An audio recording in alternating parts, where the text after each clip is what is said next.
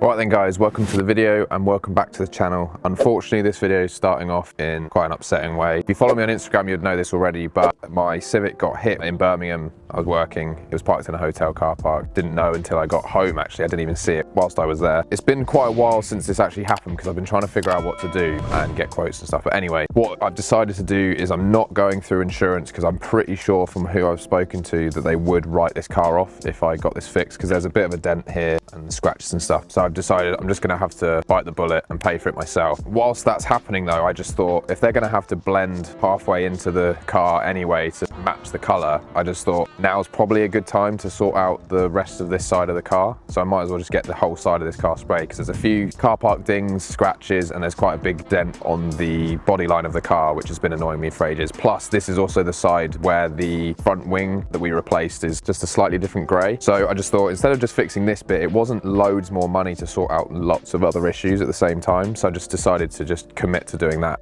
So I actually filmed some clips of this when it first happened. So I have cleaned this up a little bit now, but what we'll do is we'll cut to that footage so you can see the damage the day after it happened. Here is closer up of the damage. So we've got damage on the rear bumper that's gone all the way through the paint. We've then got some scratches up the side. This here is the area where the dent is, incredibly annoying. And then we've got some scratches all along the line where the body line meets the bumper. And then we've got some marks further down here as well. So that's where we're at right now. The worst bit of the damage on the bumper is definitely this bit here. It's really hard to show the dent on camera.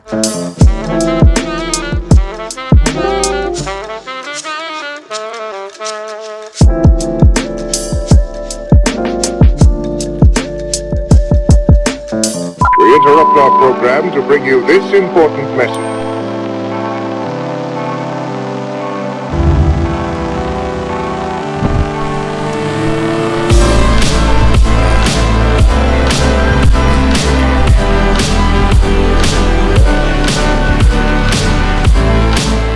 So yeah guys, pretty crazy news. Tegiwa have decided to jump on board, sponsor the channel, and well yeah, sponsor the rest of the build for the EP3 and obviously everything that has to happen with the S2000 moving forward as well. Super exciting. I'm pretty hyped that this has actually become a reality. And moving forward, I guess you'll see a bit more from me and from them, I suppose, on both of our platforms, which is super cool. So it'll be where I'm getting most of my parts from, as most of you get your parts from there already anyway, because I'm pretty sure they are the UK's biggest distributor for Japanese parts, definitely for Honda parts anyway. I'm super hyped. I hope you guys are too, and things are really happening with this channel. It's pretty exciting. I'm looking forward to the future, and who knows what the future is going to bring, but positive moves are still happening. So anyway, let's get back to me dropping the EP3 off to get painted.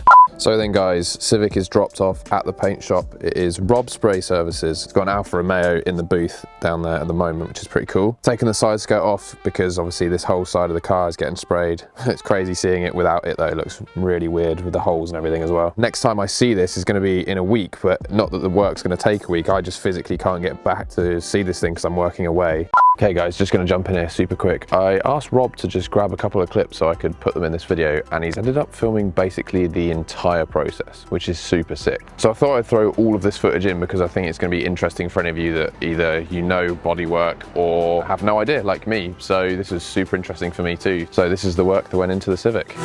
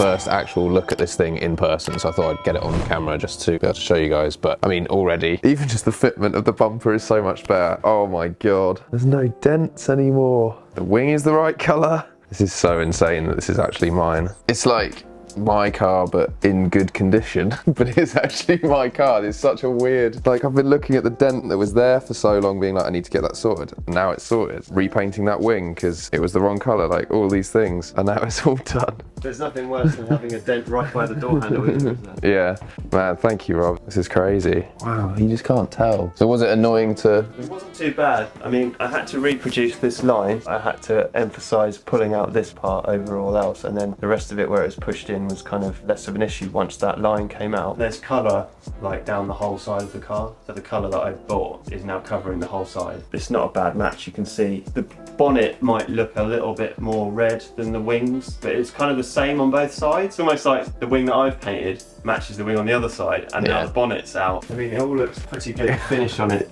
is pretty decent, and I've gone for a sort of factory finish, orange peel wise and stuff. Yeah, that's cool.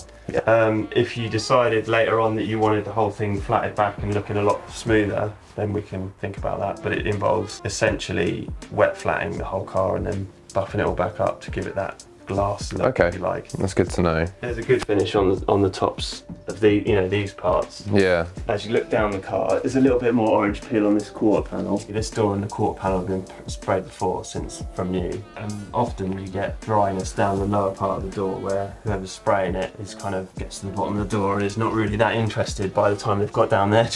Yeah. There's no visible edge to the paint or anything like that. That's another thing that can be a telltale sign of something having been sprayed. Again, I noticed your carbon fibre trims that you've got sort of underneath here, so I made sure to mask off all of the inside of the bonnet, no overspray, going in there or anything like that. Yeah, it looks amazing. Happy? Yeah. Good. Excellent. It needs the side skirt on it to kind of finish it off. On that, so I've ordered some clips that I'm hoping are the right size. I think what's going to be a good option is to tape these up for the drive home, just because the roads are a little bit wet today. Yeah, sure. Stick it.